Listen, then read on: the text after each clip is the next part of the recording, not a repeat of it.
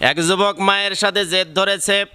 মাকে জিজ্ঞেস করে, মা শুনলাম আল্লাহ যাকে খাওয়ায় পৃথিবীর কেউ রক্ষা করতে পারে না, আবার যদি আল্লাহ না খাওয়ায় পৃথিবীর কেউ খাওয়াইতে পারে না।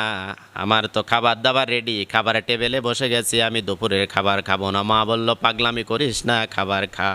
সন্তান বলল, খাবো না, বাড়ি থেকে বাইরে হয়ে চলে গেল। মা পেছনে পেছনে খাবার নিয়ে রওনা দিয়েছে। এক পর্যায়ে যুবক গাছের উপরে উঠে গেছে, মা খাবো না।